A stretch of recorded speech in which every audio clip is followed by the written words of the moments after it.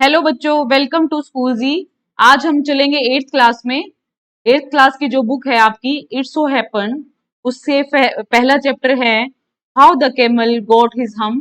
इसके बारे में हम पढ़ेंगे। ये छोटा सा बेटा आपका मनोरंजन वाली कहानी सी है, थोड़ा एंटरटेनिंग कहानी है। तो इसमें ये बताया गया है कि ऊंट जो होता है, रेगिस्तान का जहाज जिसको बोलते हैं, उसका जो हम्प होता है, हम जो कुबड़ होता है ऊंट का, ऐसे गर्दन के बाद और पीठ से पहले जो एक ऐसे गोलाई नुमा स्ट्रक्चर जो होता है बेटा, उसको हम्प बोलते हैं। ठीक है। तो ऊंट को वो हम्प कैसे मिला, तो ये सारी जो स्टोरी है, ये पूरा चैप्टर है उसके बारे में है आपका। ठीक है, चलिए शुरू करते हैं। The world has just begun. The world has just begun and the animals were working for humans. संसार की जो रचना थी वो अभी अभी शुरू हुई थी, और जो बहुत सारे पशु थे वो इंसान के लिए कार्य कर रहे थे। There was one lazy animal that did nothing and said nothing but humph. और एक लेजी एनिमल था, एक आलस वाला पशु था, जो कुछ नहीं बोलता था, बस क्या कहता था, humph. Even the clever djinn was at his wits end. जो रेगिस्तान का राजा था जिन, उसकी भी बुद्धि खत्म होने वाली थी। वो भी मतलब पजल सा था उसको देखकर कि क्या किया जाए। इन द बिगनिंग, शुरुआत में, when the world was new and the animals were just beginning to work for men, there was a camel and he lived in the middle of a howling desert because he did not want to work. जैसे ही हमारा ये संसार की संरचना शुरू हुई थी और संसार नया था, और इतने सारे जो एनिमल्स थे वो सब इंसान के लिए कार्य कर रहे थे, उस समय एक ऊंट था वहां पे, जो डेजर्ट के बीच में रहता था, और वो कुछ भी काम नहीं करता था। ठीक है। वो ऊंट जो है वो कोई भी कार्य नहीं करता था। वो सिर्फ क्या करता था, he ate twigs and thorns and prickles, and when anybody spoke to him he said hum, just hum and no more. वो सिर्फ क्या करता था, खाता था। क्या खाता था, जो रेगिस्तान में बड़े बड़े नागफनी और जो कांटेदार पत्ते पौधे होते हैं, उनकी पत्तियां कांटे वो खाता रहता था। और उससे कोई कुछ बोलता तो एक ही बात बोलते थे, हम। उसको एक ही आवाज करनी आती थी, humph. Presently the horse came to him on Monday morning with a saddle on his back and said, camel, oh camel, come out and trot like the rest of us. एक घोड़ा आता है उसके पास, घोड़ा मंडे मॉर्निंग को आता है, और उसके पास क्या होता है, उसकी जो बेटा घोड़े की जो पीठ होती है ना, उसपे एक सैडल लगा होता है। सैडल किस चीज को बोलते हैं, तो घोड़े पे बैठने के लिए लकड़ी की जो काठी होती है उसको हम क्या बोलते हैं, सैडल। तो घोड़े की पीठ पे तो वो सैडल लगी हुई थी। ठीक है। तो घोड़ा ऊंट को देख के कहता है, ऊंट ऊंट जल्दी आओ और काम करो हमारे सब की तरह, चलो हमारी सब की तरह। हम, सेड द कैमल। कैमल ने फिर से कह दिया, हम said the camel, and the horse went away and told the men. Camel ने हम कह दिया, और जो घोड़ा था वो आदमी के पास गया और बताया कि ऊंट ने क्या बोला है। Presently the dog came to him with stick in his mouth and said. उसके बाद क्या हुआ बेटा, डॉग आया उसके बाद उसके पास, उसके मुंह में एक लकड़ी का वो था, तिनका था।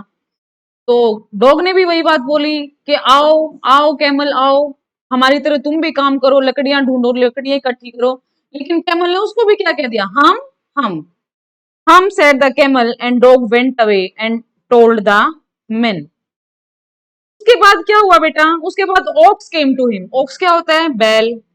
जो बैल जो होता है वो क्या करता है, खेतों में हल चलाता है। तो उसके बाद बैल आता है with the yoke on his neck. Yoke क्या होता है बेटा, योक होता है जो हल चलाता है ना किसान, तो बैल के कंधे पे जो रखता है हल, जुआ उसको बोलते हैं। ठीक है। तो वो जो लकड़ी का रखा जाता है बैल के कंधे पे हल चलाने के लिए, उसको योक बोलते हैं। And said camel, O camel, come and plough like the rest of us. ऊंट ऊंट आओ और हमारी तरह खेतों में हल चलाओ। हम, said the camel, and the ox went away and told the men. ऊंट की तो फिर से वही कहानी, ऊंट ने फिर से हम्फ कर दिया और उसके बाद जो ऑक्स जो है वो चला गया आदमी के पास और वही बात आदमी को जाके उसने दोहराई। At the end of the day, the man called the horse and the dog and the ox together and said, 303, I am very sorry for you. दिन के अंत में क्या होता है, देखो सबसे पहले Monday morning I, Monday morning को सबसे पहले घोड़ा आया, घोड़े ने कहा कि भाई तुम भी मेरी तरह सवारी ढो, मतलब ठीक है जैसे मैं चलता हूँ वैसे चलो। उसके बाद डॉगी आया, डॉग ने क्या कहा कि बेटा कि कैमल कैमल तुम आओ और मेरी तरह काम करो। उसके बाद ऑक्स आया, ऑक्स ने कहा कि कैमल कैमल आओ और तुम भी मेरी तरह खेत में हल चलाओ। लेकिन सबको उसने कैमल ने क्या जवाब दिया, हम। आखिर में दिन के अंत में क्या होता है कि जो आदमी होता है, रेगिस्तान का जो राजा होता है, वो उनको बुलाता है तीनों को कि भाई मैं तुमसे माफी मांगता हूं तुम तीनों से, I am very sorry for you, but the hum thing in the desert can't work or he would have been here by now, so I'm going to leave him alone and you must work double time to make up for it. तो रेगिस्तान का मालिक क्या कहता है कि भाई ऐसे हम करने से तो काम नहीं चलेगा, ठीक है, उसको भी ऊंट को भी यहाँ होना चाहिए था अब तक काम करने के लिए, और मैं उसको अकेला छोड़ के आ रहा हूँ और आप सबको उसकी जगह डबल काम यहाँ पे करना पड़ेगा, ठीक है। That made the three that made the three very angry and they held a panchayat on the edge of desert. भाई इस बात से वो सारे नाराज हुए तीनों। क्यों नाराज हुए कि भाई ऐसे थोड़ी है कि हम दूसरे हिस्से का भी काम हम करेंगे, वो हम करता रहेगा और हम सब का काम करते रहेंगे। वो नाराज हो गए। उन्होंने क्या किया, नाराज होते हैं जब तो क्या करते हैं, पंचायत बुलाते हैं। पंचायत बुलाई गई, डेजर्ट जो रेगिस्तान के किनारे पर पंचायत बुलाई गई। And camel came chewing curd and laughed at him. Camel तो अपने ऐसे होठ चबाता चबाता आ गया वहां पे और उन तीनों पे वो हंस रहा था, ठीक है। हंस इसलिए रहा था कि भी देखो मैं तो खाली घूम रहा हूँ, काम नहीं कर रहा और तुम तीनों लदे लदे घूम रहे हो, ठीक है, इसलिए वो हंस रहा था। Then he said humph and went away again. फिर से उसकी वही कहानी, फिर से हम्फ कहा और चला गया। Presently there come along the jinn who was in charge of all deserts rolling in the cloud of dust. फिर जिन आता है। जिन कौन था, जो आसपास जितने सारे डेजर्ट थे उन सब का मालिक जो था ना वो जिन था, ठीक है। तो जिन वहां पे आता है। उसके बाद देखो बच्चों क्या होता है, देखो जिन की फोटो आपकी इसमें दिखाई हुई है ब्लू कलर का, देखो दिख रहे हो ना, ये आपके कंप्यूटर स्क्रीन पे देखो, ये जिन है, ठीक है। ये देखो मैं इसको ये देखो मार्क कर रही हूँ राउंड राउंड, ये क्या है आपका जिन, ठीक है। ऐसा ही दिखता है ना सीरियल्स में, जिन ऐसा ही होता है। डी जिन नहीं पढ़ना है बेटा, ये डी साइलेंट है इसमें, ठीक है। ये आप ग्रामर का पोर्शन जब हम कवर करेंगे उसमें बात करेंगे। ये डिजिन नहीं है, ये जिन है। Jinn of all desert said the horse, is it right for anyone to be idle. Idle मतलब खाली, बेकार। जिन से हॉर्स ने कहा कि जिन आप बताइए कि क्या ऐसे बेकार रहना किसी के लिए ठीक है, बिल्कुल भी ठीक नहीं है। एक बात बताओ, हम इंसान हैं, हम धरती पर पैदा हुए हैं, भगवान ने हमें किसी मकसद के लिए यहाँ भेजा है, और अगर हम खाली हैं तो उस चीज का तो कोई वैल्यू नहीं होती ना। तो इसलिए बच्चों हम सभी को अपना अपना काम करना चाहिए। आगे जिन क्या कहता है, सर्टेनली नॉट, नहीं बिल्कुल ठीक नहीं है, said the djinn. Well said the horse, horse ने कहा ठीक है, there is a thing in the middle of your desert with a long neck and long legs, and he has not done a stroke of work since Monday morning. He won't trot. वो कहता है कि भाई आपके रेगिस्तान में एक लंबी गर्दन का, लंबी टांगों का एक बंदा, एक मतलब एनिमल रह रहा है जिसने मंडे मॉर्निंग से कुछ भी नहीं किया है। Said the Dizin whistling, that's my camel, what does he say about it?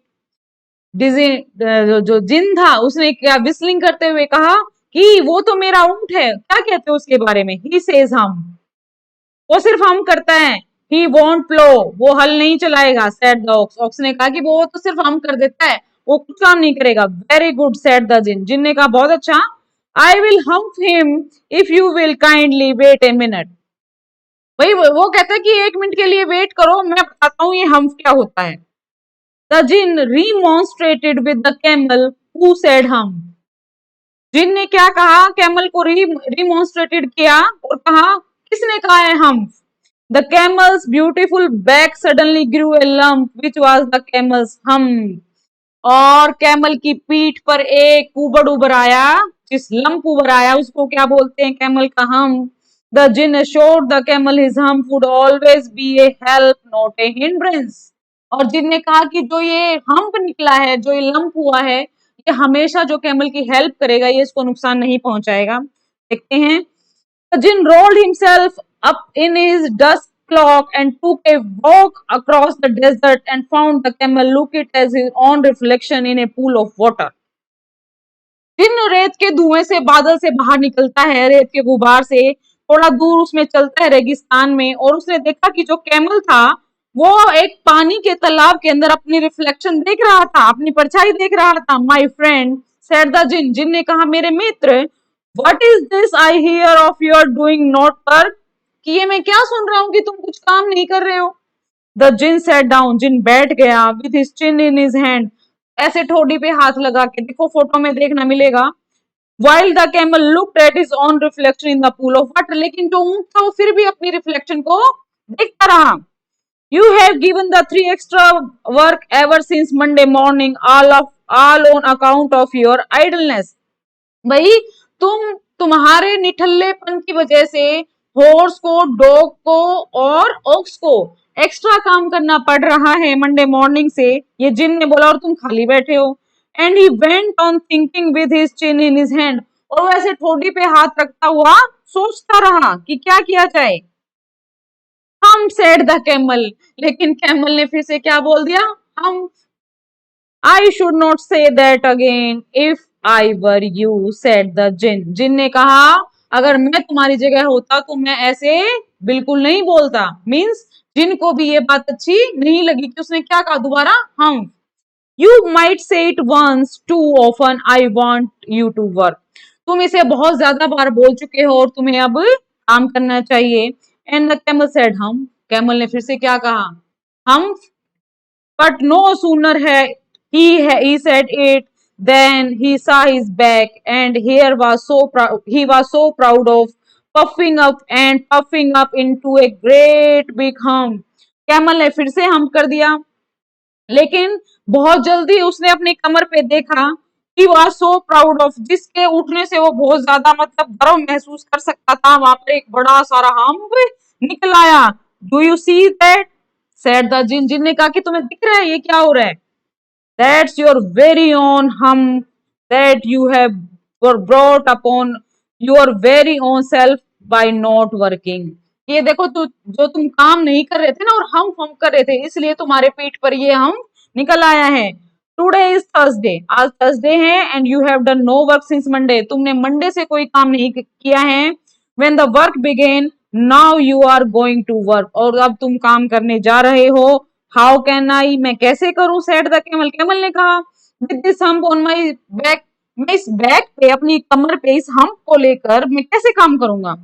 That has a purpose, said the जिन। जिन ने कहा इसका भी एक पर्पस है, इसका भी एक उद्देश्य है।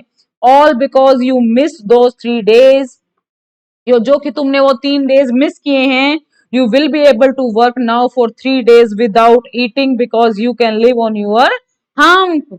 कि तुम 3 दिन तक बिना खाए पिए काम करोगे, क्योंकि तुम्हारे पास क्या है? तुम्हारा हम्प है। एंड डोंट यू एवर से I never did anything for you, और तुम ये मेरे से बिल्कुल नहीं कहोगे कि मैंने तुम्हारे लिए कुछ नहीं किया। Come out of the desert and go to the tree and behave. Desert से बाहर निकलो और उन तीनों के पास जाओ और काम करो। And the camel went away to join the tree, और उसके बाद ऊंट क्या चला जाता उन तीनों के पास। तीन कौन कौन थे बेटा? हॉर्स, ऑक्स और dog. And from that day to this the camel always wears a hump. उसके बाद से ही क्या है? कैमल के पास पीठ पे वो हम्प होता है। We call it hump now not to hurt his feeling, और अब ये हम उसकी फीलिंग को हर्ट करने के लिए नहीं बोलते। But he has never yet caught up with the 3 days that he missed at the beginning of the world, and he has never yet learned how to behave। लेकिन उसने अब तक भी ना तो ये सीखा है कि भाई वो हम का, जो हम की जगह और क्या बोला जाए, और उसने वो 3 days जो उसने मिस किए थे, वो अब तक उन 3 days का काम नहीं कर पाया है। That is the story Rudyard Kipling की। ठीक है बेटा। तो हमें इस कहानी से क्या सीख मिलती है? हमें ये सीख मिलती है कि हमें निठल्ला नहीं रहना चाहिए, आलसी नहीं बनना चाहिए, काम करना चाहिए, क्योंकि हम इस धरती पर पैदा हुए हैं, हम इंसान हैं, हमारे पास हाथ पैर हैं, भगवान ने हमें बुद्धि दी है, बोलने की शक्ति दी है, काम करने की शक्ति दी है, तो हमें काम करना चाहिए, क्योंकि कार्य ही पूजा है। The work is worship. All the best. Exercise के साथ मिलेंगे नेक्स्ट वीडियो में।